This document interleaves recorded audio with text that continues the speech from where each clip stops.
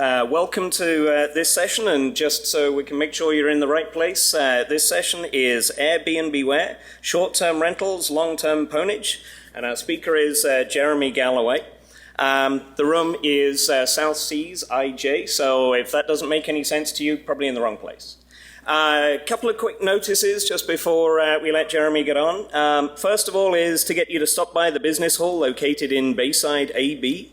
The Black Hat Arsenal's on the Palm Foyer on level 3, and of course the Arsenal reception is at 5 o'clock this evening. And if you haven't picked up your merchandise today, it's your last chance to visit the Black Hat Swag and Bookstore.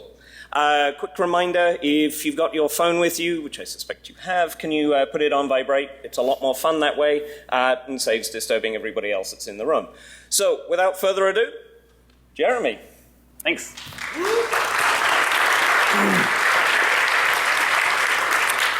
Thank you, guys. Can you hear me okay? Awesome. So as he said, my name is Jeremy. Really excited to present AirBnBeware, short-term rentals, long-term Pwnage. So we've got a lot of content today. So we're going to jump in really fast, and we're just going to keep the fast pace up for the rest of the talk. So let's do it. So as I said, my name is Jeremy, and I love hacking and security with every part of my body.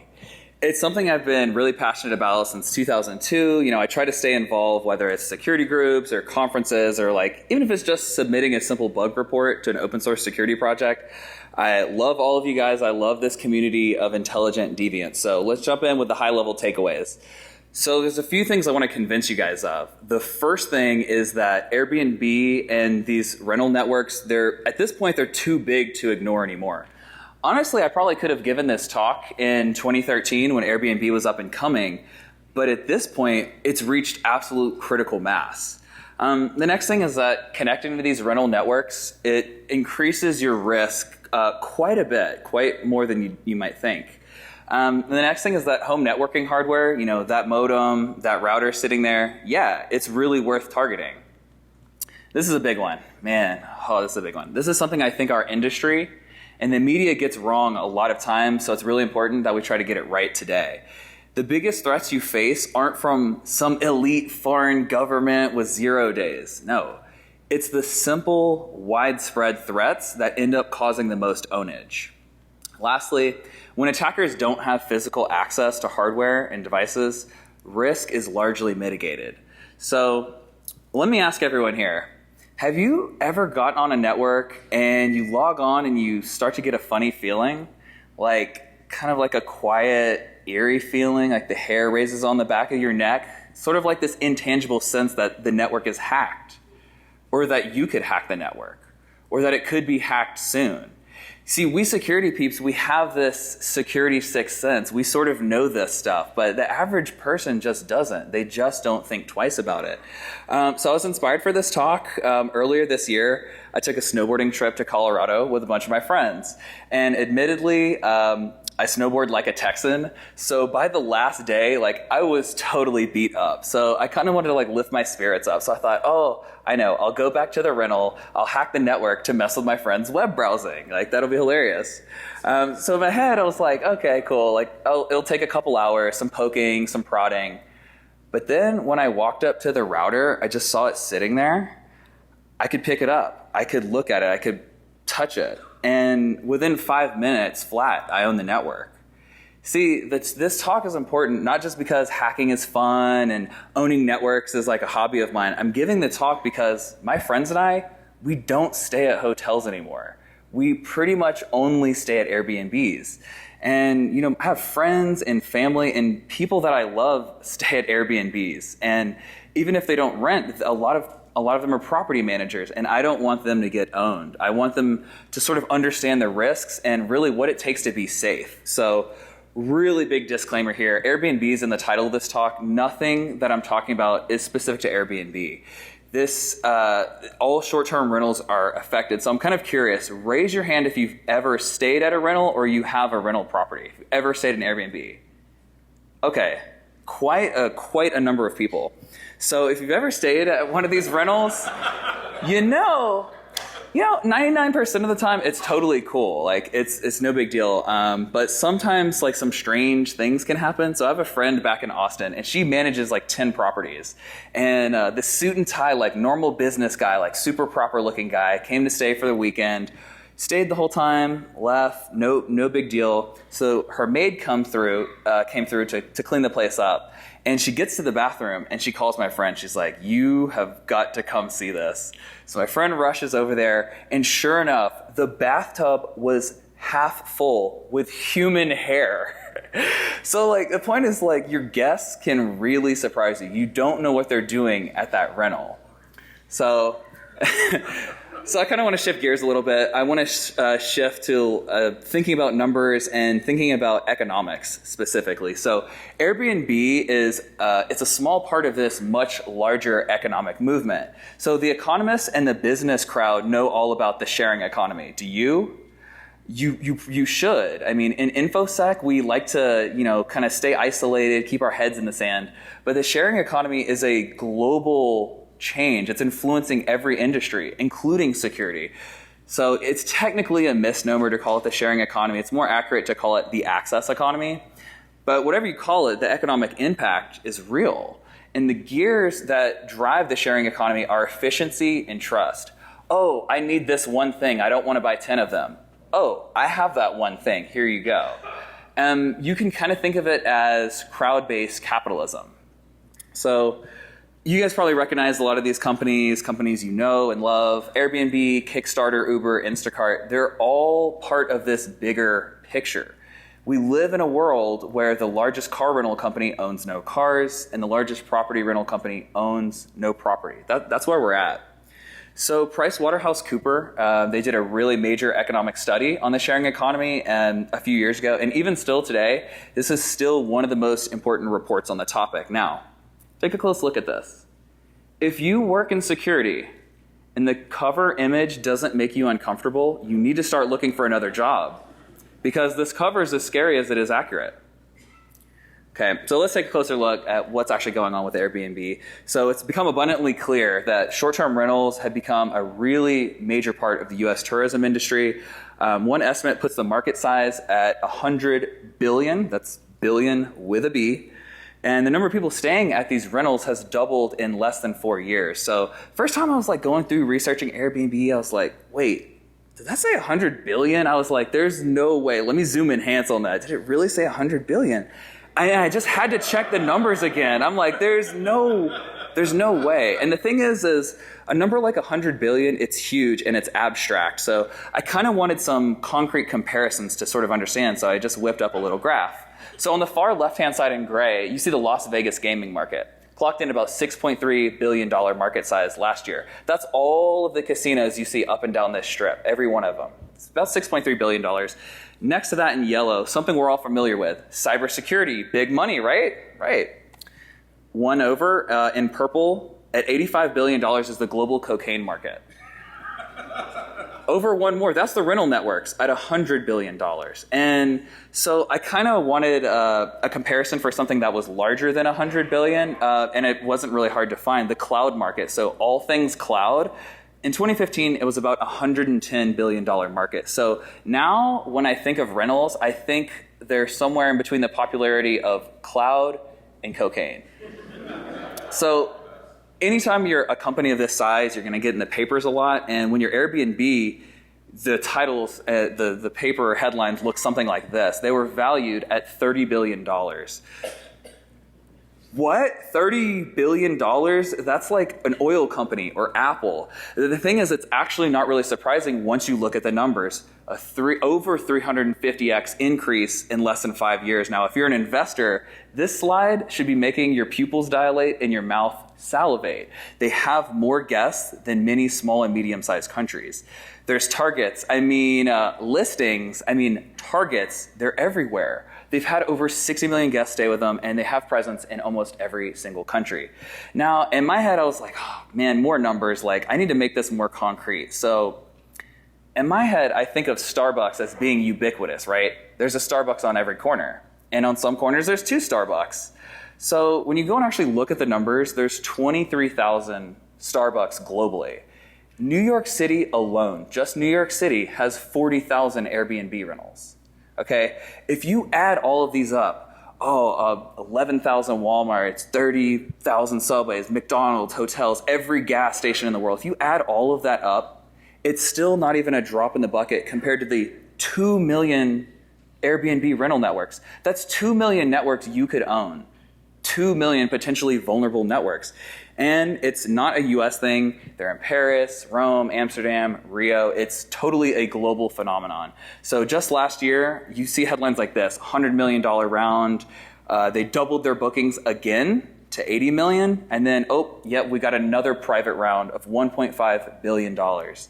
So New York City alone in 2016, this year, they're projected to generate about $610 million of economic activity just within New York City. So it doesn't take a brilliant financial analyst to understand what's going on here. Wheezy can break it down. Airbnb is a money machine, a wildly popular money machine at that. But every headline isn't a good one. This particular study showed that 40% of people surveyed that stay at Airbnbs, they admitted to snooping. And when you survey millennials, the number jumps up to 56%. The thing is, it's not really all that surprising. I mean, I know when I stay somewhere, I open the doors and I check to see what's open and what's not. I mean, it's not that strange to be a little curious. And the same thing when you get on the network too. Now, some people are thinking I'm a business dude. I don't mess with Airbnb. That's just home users. Well, if you think they've been aggressive about going after the vacation rental market, you haven't seen anything yet. They are going straight for the heart of business travel. So show of hands, has anyone here stayed at an Airbnb or a rental through work, either expensed it to them or directly through work? Show of hands? Okay, so a few people, but it's getting more and more popular. All the cool kids are already doing it, Google, Salesforce, Twilio, SoundCloud, but they're not doing it because it's cool. They're doing it because it actually makes a lot of business sense. It's really convenient. The rates are much cheaper. They actually even have specific web apps just made for business travel managers to make billing and all this stuff, all this tracking easier. They even go so far as to just give away free credits just to get the business crowd. So in short-term rentals are yeah, business. Okay, so I want to shift gears a little bit and start getting into the tech stuff. So in the last 6 months, show of hands, in the last 6 months, have you personally, not your significant other, not your network administrator, have you personally updated your router security?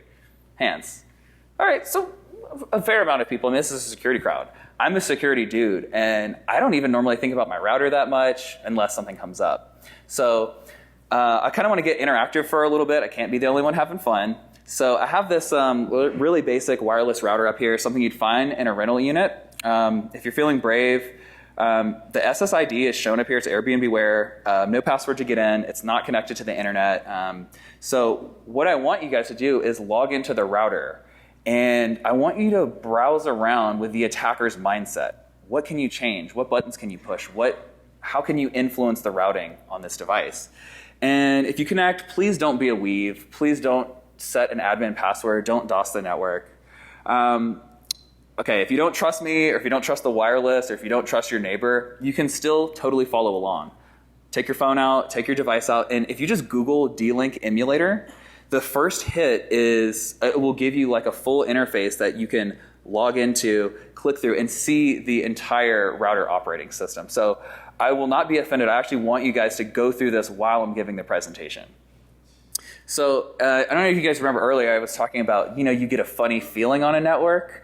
So I have this mental scale of trust when I connect to a network for the first time. So to the far right side, it's like your home network. You're like, yeah, I'm totally safe on my home network. I know everything about this. I know all the devices. You feel good. Kind of in the middle is like when I connect to a university network. They probably have a really robust network, but there's still thousands of students with malware doing who knows what. So I'm a lot more careful when I'm on a university network. And the far left side is that random hotel kiosk. You type your password in that, and you're going to want to change it immediately. And so for me, Airbnbs, I kind of put at that 15 to 20%. I mean, it's not total chaos, but you should be aware. When it comes to security, you're usually kind of just crossing your fingers going I hope it's okay. So quick little look at a basic home network. Got clients, got your home network, like your home router, and the internet. So as an industry, we do a really good job of protecting clients. You got AV and code signing and local security policies. And if you work at a bigger company or a modern tech company, you might even have an endpoint agent installed in your device. And on the server side, we do a really good job too. We spend a lot of times like making certificates and firewalls. And we've got all these bug bounty programs and input filtering. But on the home router side, we basically have two things. We have the password protected admin panel and the lack of physical access to the device. And that makes me really sad. That's the only thing protecting these networks. So when you connect to these rental networks, you're exposing yourself to more risk. But how much risk? Can it actually be quantified? So if you guys have ever taken a sexual health class or a sexual education class or a health class, you might have learned about something called sexual exposure. Now, what is it?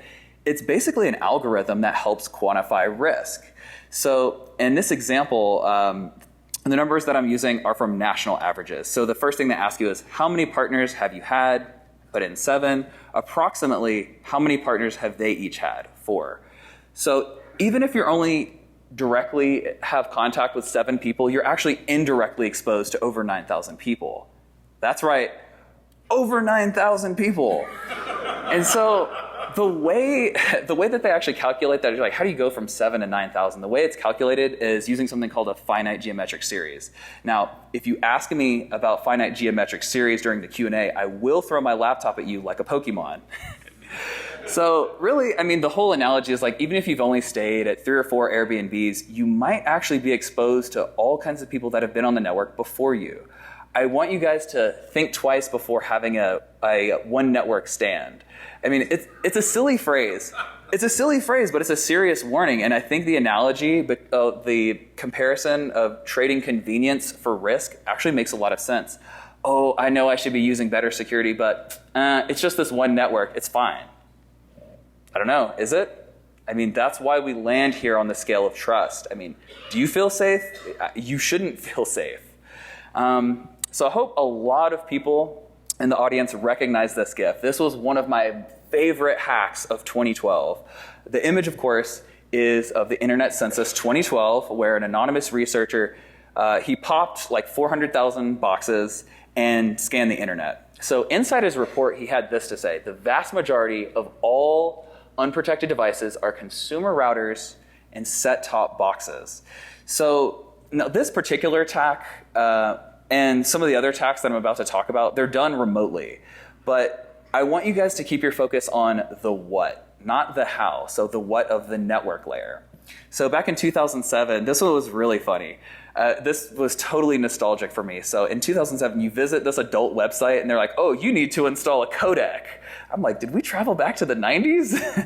It asks you to install this backdoor DMG. And essentially, the only thing that it did was add a malicious DNS server to the operating system. But don't worry, Macs don't get viruses, so probably okay. Fast forward a little bit in the future, Op Ghost Click, run by the FBI. So the thing is, I'm about as anti-authoritarian as they come. I give the spooks a lot of flack. But this was a major coordinated takedown that actually resulted in many arrests. There was a cybercrime ring that was using DNS-changing malware to perpetrate click fraud. So what they did was users would browse the web and they'd replace ads. And they made over $14 million before it got shut down. So fast forward a little bit more, 2013, Polish Shirt published information about another DNS-changing malware. This time it targeted Polish banking users. Now I have to say, this was a really creative attack. So what happened was these banking customers were sent a phishing email. And whenever you click the link for the phishing email, it actually launched a cross-site request forgery attack against your local router. So the user clicks the link, and then the request forgery tries admin password, admin blank. And it keeps doing this until it got into the router. And once it would go into the router, it would add a malicious DNS server. Then the users go to visit this Polish banking website, and they got man in the middle. They got redirected to a phishing page, and their accounts were harvested. So in 2014, we had a little bit of stir in the industry when the moon was discovered. It only owned 1,000 routers, But because it was self-replicating, it got a lot of attention and it got a lot of people talking, including Dan Geer. And Dan Geer had this to say: the router situation is as touchy as a gasoline spill in an enclosed shopping mall. And when Dan talks, I listen.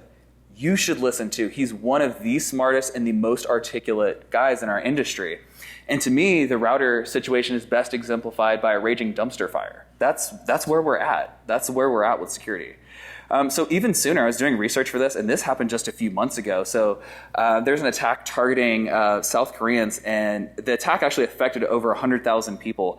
And it was a Trojan, but what it did was it installed a malicious proxy file on the user's browser. So it was attacking that network proxy layer. And you fast forward all the way up to today. Yesterday, you had crippling HTTPS with unholy pack. Today, actually right now, there's a bad WPAD talk going on. And later this week, toxic proxies at DEF CON. All of these are sort of focusing on that proxy network layer. And obviously, I could not be standing here. I'm standing on the shoulders of giants. 2 years ago, Dr. Paul Vixie and a couple guys from CERT did a talk on abuse of customer premise equipment. So very CERT type jargon. It's really just another way of saying all of your local network gear at home. And with regards to threats, they had this to say: the home router is a network proxy for most things on your home network. So you own that, and even well-defended devices on the home network, they're at risk. And the thing is, I love CERT. I love the advice that they give, and this was a great talk, but it doesn't even begin to cover the threats of letting other people touch your hardware, of using other random networks. So at this point, you might be wondering, okay, Airbnb is popular. I get that there's some risk, but really, what's the difference between Starbucks Wi-Fi and an Airbnb? Is there really any difference? There is a difference. It's hardware. The thing is, physical access changes everything. If you let an attacker have physical access, that's it. It's game over. So you guys know all about APTs, right? So I have a new APT called the average paperclip threat, and you don't need to be a MacGyver to use this. If you can walk up to a router and you can undo a paperclip, you can be an APT. This is the only thing it takes to wipe out an entire layer of security. So that admin protected password panel, yeah, there's not really much protection there. And honestly, you don't even need to reset the router most of the time. If you can walk up to that router, if you can pick it up, if you can put it to your face, if you can look at it, you have the default credentials right there. It just doesn't get easier than that. So when an attacker can touch your hardware, you don't just have bad network security, you have no network security. So all the attacks we've talked about before, none of this requires O-Day or crazy exploit code. Things like changing DNS servers, using WPAD to push proxies. These are old techniques. And I know in our industry, we're all about cutting edge, cloud 3.0, containerized, front end, big data. But I'm here to tell you guys, network hacking isn't dead yet. It's not. Just last year, the EFF sponsored So Hopelessly Broken, which is a router hacking contest, and they published dozens of vulnerabilities for home routers. You have specific hacking resources just for routers. Sites like RouterPwn. You can find default passwords, security bypasses.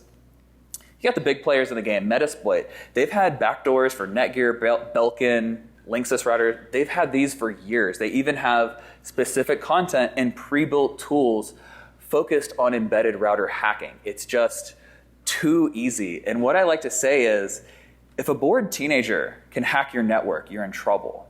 So here's a few bored teenagers you guys might recognize. This is Jeremy Hammond at DEF CON. In 1999, you had Comrade, who rocked NASA really hard when he was 15 years old. He was indicted shortly after that, and he killed himself. Jake, this 14-year-old kid, hacked Xbox Live and hacked Call of Duty 2. So would you feel secure with them on your network? So let's talk about attacks. I want to shift to attacks. So go ahead and log back into the router. If you guys want to follow along, looking at the router interfaces, go ahead and poke through that. So some people are asking oh, come on, man, is it really that bad? Is it really that bad? Well, when your network is owned, the impacts are things like exposure of sensitive information, modification of trusted data, and injection of data. So yeah, it is that bad. It doesn't really get much worse than that. So one of the easiest attacks that you can perpetrate on a router, easiest thing is just enabling remote administration. That way you can log back in a week from now, a month from now, 6 months from now, long after you've stayed at the Airbnb. And the funny thing is, like, even though the software for these routers are terrible, they actually have some features. So in this particular router, you can create an inbound filter so that only you can remotely manage the device. So if you scan it from the internet or scan it from the outside, you won't see anything. One of the scariest types of attacks, I think, is just the passive adversary that just sits, waits, and listens.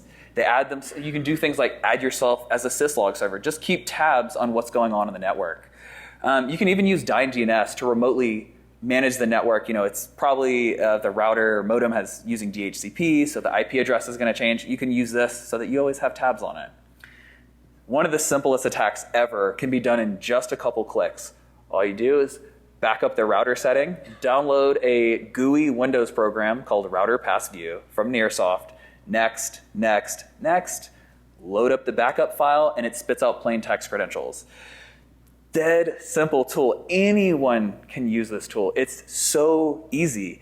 This thing can reveal things like PPTP passwords, L2TP passwords, ISP credentials, more stuff. I mean, if you want to be a troll on a network, if you control the router, you can do things like block access to specific websites. One of my favorite things to do when I hack my friends' networks is just turn on parental controls. They hate that. You can do troll things like reduce the speed of the network, change it from full duplex to half duplex. You want to get a little more malicious, you can start doing things like adding hosts to the DMZ. So if you add a host to the DMZ, basically what it does, it removes that network firewall. So the client is just sitting there naked on the internet. And when they're sitting on the DMZ, a lot of attacks that only work over a LAN or that only work over full man in the middle, they'll actually work over the full internet.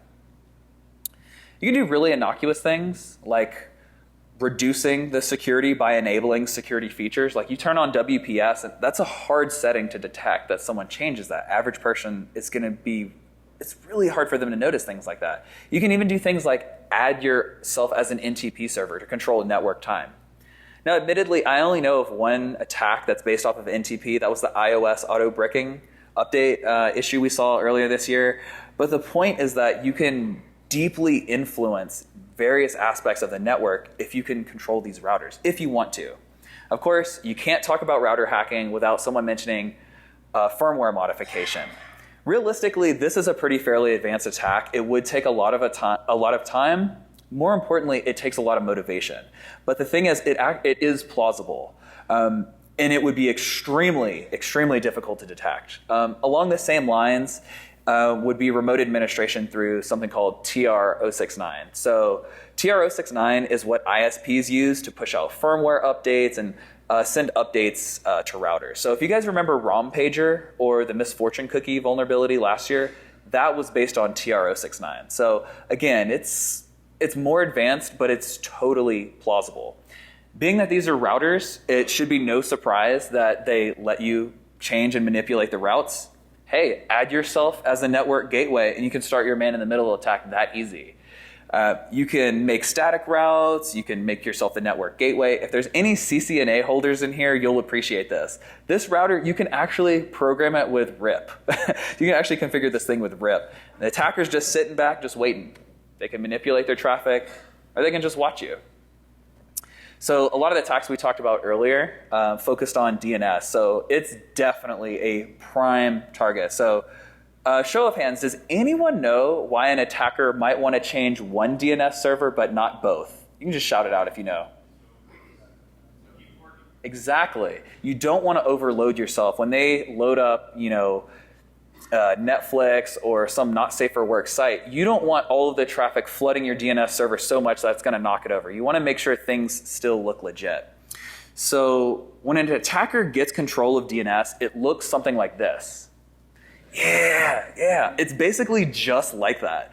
And the reason is because once you get that DNS foothold in the network, you're opened up to a lot more attacks. You can do things like SSL downgrading, things like phishing, farming, capturing hashes. You can do things like send malicious updates to your computers. And even some of those WPAD attacks that we talked about earlier, you can do some of those. So specifically with WPAD, if you can answer a WPAD DNS query, that network is in trouble. That network is like Shane McMahon getting stunned, and your network is left dead, flat on its back. That's what happens if an attacker controlled WPAD on your internet. So for the attacker, the hardest thing is picking which attack they want to use. I mean, there's no 0 day. There's almost no exploit code at all. If you use Metasploit's Autopwn, there's exploit code in there. But there's pre-built tools. You don't really need a lot of infrastructure. These attacks can be totally automated. They can be passive. They can be really difficult to detect because there's so little forensic recording done on a router. You can wipe the logs, no problem. So I'm going to give you a quick little demo. So for this demonstration, me as the attacker, all I've done is log into the router and add myself or add my DNS server. So let's see what it looks like from the client side. So with videos, there are no demo gods, so this should work. So, all right, oh, cool, yeah, just got to my Airbnb. Oh, man, it's time to get on the internet. Oh, let's see, it's time to Netflix and chill. Yeah, okay, let's see. Netflix, what the hell? Secure Wi-Fi? No, hold on, let's try Hulu and chill. Okay, Hulu and chill. Oh, man, what is this thing? It wants me to authenticate, blah, blah, blah, secure Wi-Fi, secure router, enter username and password. Okay, sure. Username, J. Galloway, password, this password is super secure. Boom. Okay, cool, let's see if we can browse the internet now. Let's try good old Google, see if that'll get us there. Type it in. Okay, cool, we're on the internet. Back to Netflix and chill. So at this point, the user has completely forgotten about the captive portal. And on the attacker side, we've got a few things going on. So you see a lot of these domains and things scrolling by.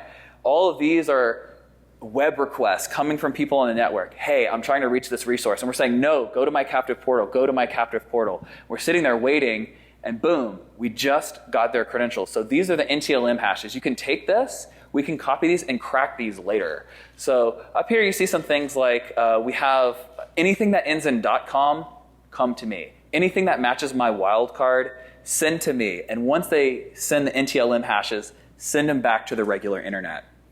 And at that point, the attackers got you. They've got you.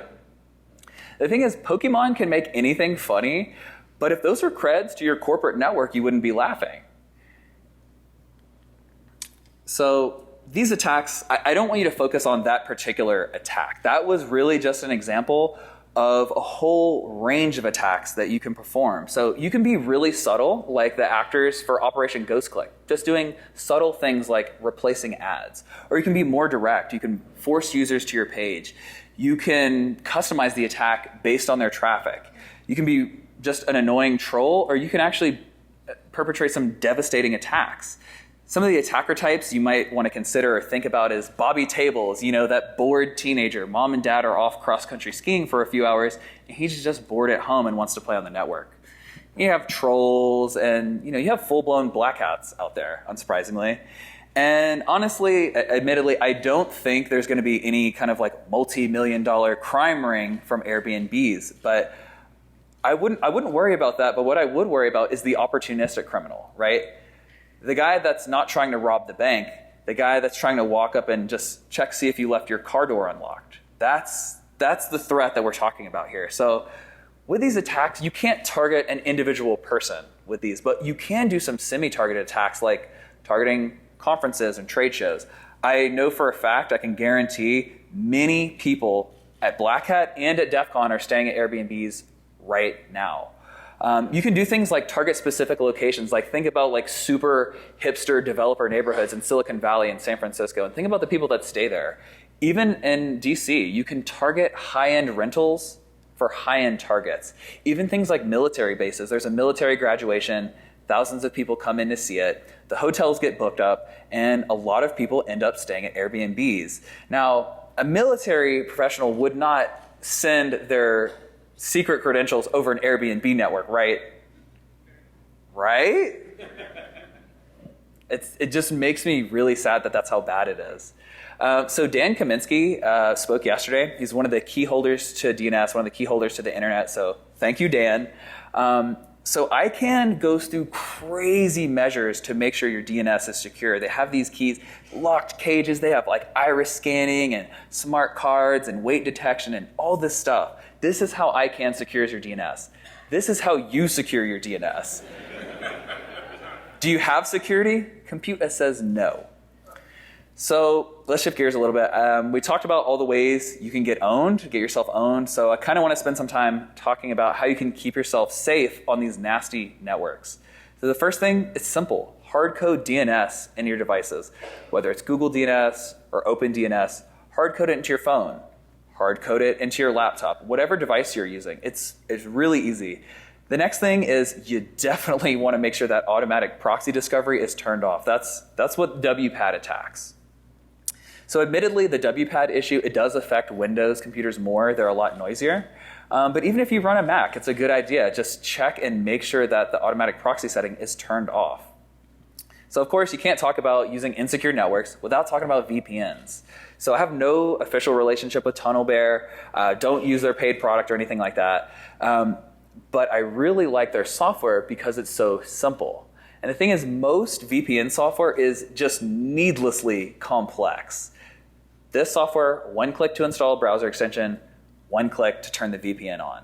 And admittedly, any free service, especially services like this, there's definite limitations. In this case, they limit your traffic to 500 megabytes a month, which is pretty small. But the thing is, you don't need to be VPNing your Xbox Live. You don't need to VPN, your video streaming all the time. What you should do is just turn it on when you need to make a secure transaction, when you need to buy that plane ticket, or whenever you need to log in and check that email. So I know a lot of you are thinking, I'm good. I've got a corporate VPN. I've got that Cisco VPN set up. I'm good. I'm safe. Well, I hope you guys have time to check out some of those other talks because you might be not as secure as you think. So many of these corporate VPNs are actually still vulnerable to some of those proxy attacks. And a lot of corporate proxies, most of the ones that I've used, they implement something called split tunneling. What split tunnel routing is, it means, hey, if you try to access internal.myoffice.com, it's going to go out the VPN. If you try to access Facebook, Gmail, it goes out the other connection. And it ends up leaving you really exposed. So even if you use a corporate VPN, make sure that you're not leaking anything.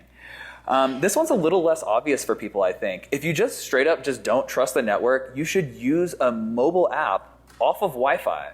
So this way, the client can verify the server, and the server can verify the client, all without touching the rental network at all. Another really simple option, turn your phone into a hotspot, bypass the network entirely. Again, you're using your mobile data, so you probably don't want to go pirating like 10 Blu-rays. But if the network isn't trusted, it's a really easy option to have a side channel. Of course, I probably don't need to tell you guys this, never use plain text auth. Even if you're using a VPN, never use plain text auth. Think of Lana from Archer. Nope. And of course, use two-factor for every account that you care about. So these are some of the technical mitigations, but there's actually something way more important than that stuff.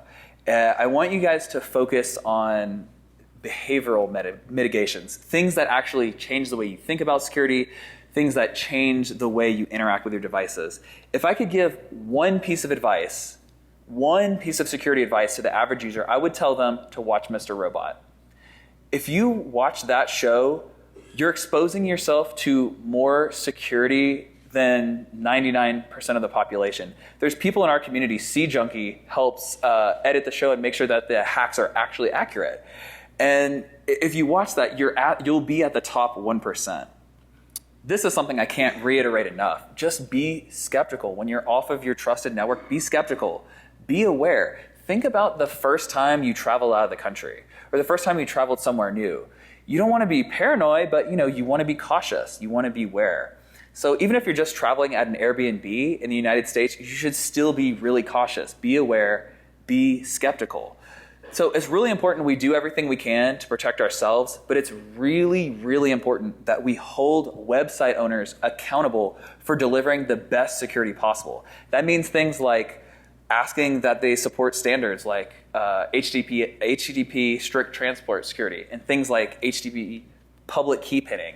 Security standards like this, public key pinning can stop a man-in-the-middle attack dead in its tracks.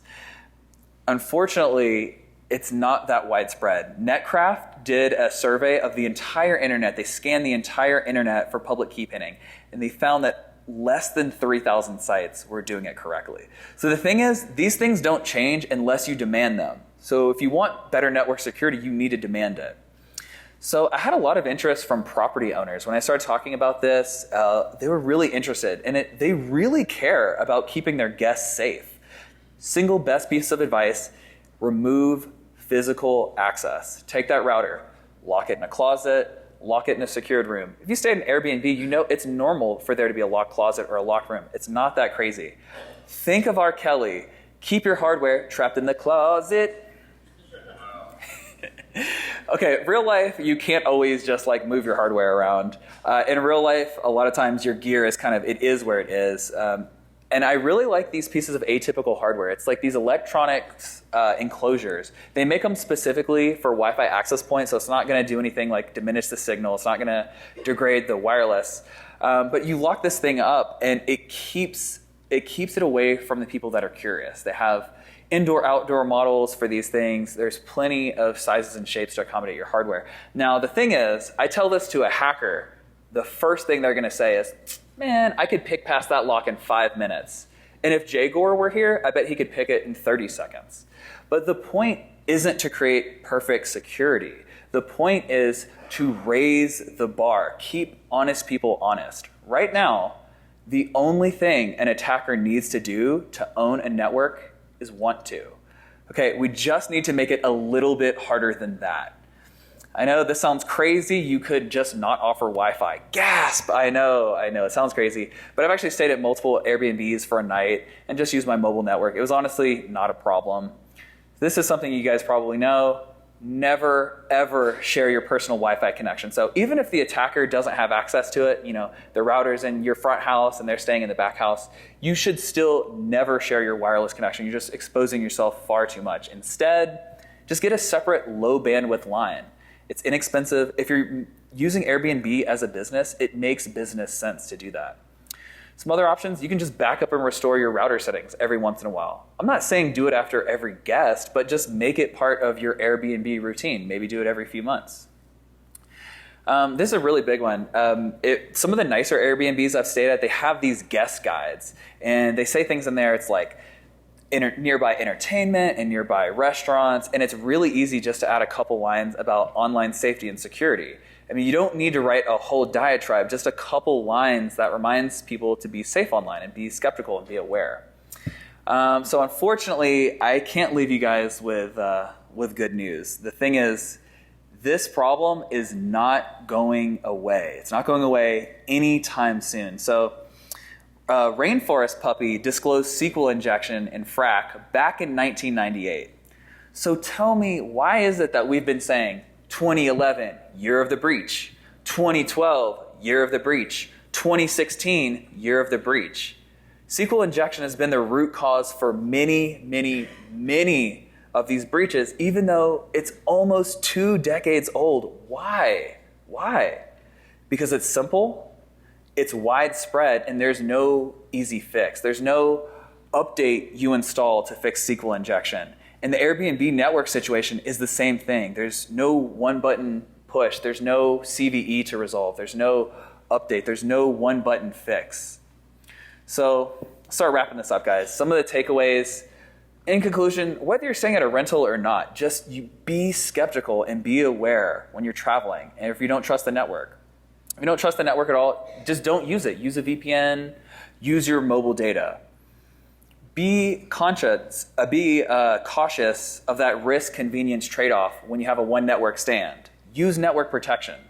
APTs, average paperclip threats, they're simple but potentially devastating. And finally, if you love security, never let an attacker have physical access. So I'm going to give you guys a little bit of homework. I want you guys to ask security professionals and hackers here at Black Hat and at DEF CON, ask them if they would use an Airbnb network without a VPN. And then ask them what they do to protect themselves and their devices when they're on a random network. Thank you guys for your time. Thank you for sharing your Black Hat with me.